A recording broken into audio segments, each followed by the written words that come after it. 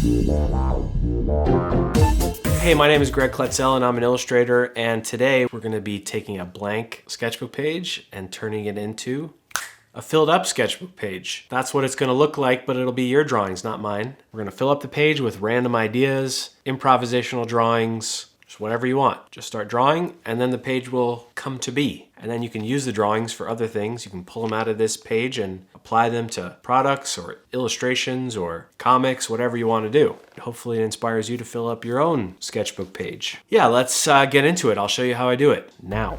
All right, so we have a blank page and we're just gonna start drawing. So draw whatever you want and start in the middle. I chose to draw this weird bird character holding this sign, but you can draw your own character, you can draw something from observation, you can hand letter some letters, write a phrase, draw your pet, it can be whatever you want it to be. Point is to just start the page off with one drawing and then it's gonna start influencing all the other drawings around it. So yeah, just draw the next thing. So you can see this character's head is kind of influenced by the space between the bird's head and the sign. Yeah, the character just comes to life and it's all driven by the shapes that were defined by the bird character. After that, we're gonna go to the next one. All right, so now we're drawing this basketball character and I realize that the hand is backwards. So this drawing has already turned out pretty weird. And so I'm just gonna lean into the weirdness and make it all messed up. But you know what? There's no such thing as a bad drawing on these pages because there's always the next thing to draw. So don't worry if it's good or bad. It doesn't matter. All right, next one. All right, now this character's hair is influenced by the other character's foot and the space between the two last drawings. So we're just going with it. We are creating this girl character and then I realized I want to have a sign with the next step. And so I thought maybe her dog is holding the sign and drew the dog behind the character. And then we're moving down to this other space. We have this corner space and thought, let's draw this cat. And yeah, we're just moving from one drawing to the next.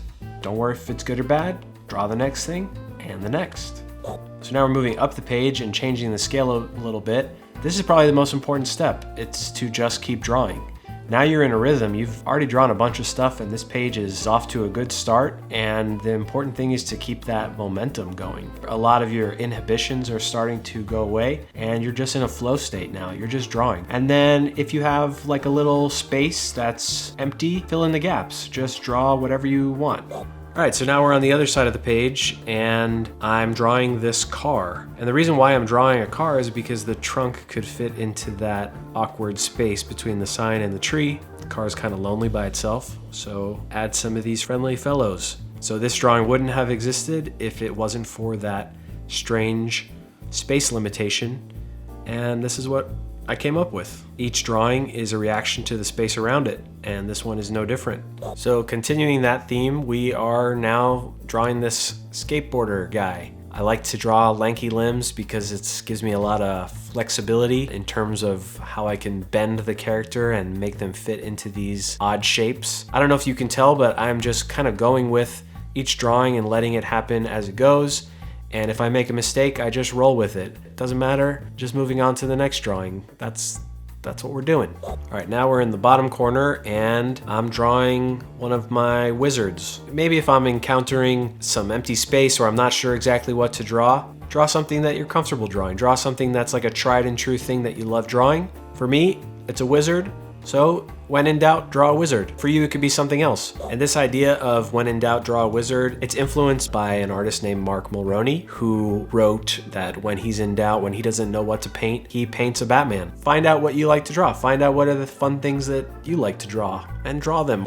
It's like a doodle.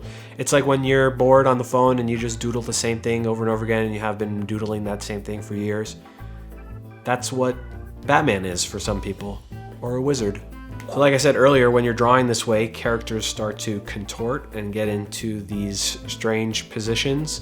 You know, we're not trying to be accurate here. We're just drawing instinctually.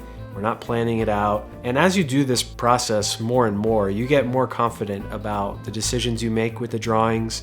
I know that when people are starting out, it can be a little bit hesitant. They're not quite confident about their line and where that line's gonna go. This is a good practice to help you move beyond that hesitancy. We're not relying on one drawing. It's all about doing one after another, you start to make decisions with each one. And occasionally I'll go back to other parts of the sketchbook page that maybe feel a little empty to me, and I add a little bit here and there. And that's all part of this organic way that the page evolves. And I'm not really thinking about it. I'm not overthinking it. I'm just reacting to what's happening with my hands and my brain. And there's always another blank page to work with, so don't get too hung up on it. And that finishes the page. It's done.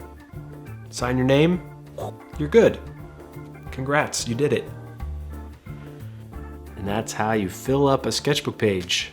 Hopefully that was helpful and inspires you to open up a blank sketchbook and just start drawing some stuff on the page. It's a good way to get out of your head, draw one thing after another, and maybe one drawing on that page really resonates with you, and then you can turn it into maybe a finished piece outside of your sketchbook or on another page in your sketchbook. It's up to you.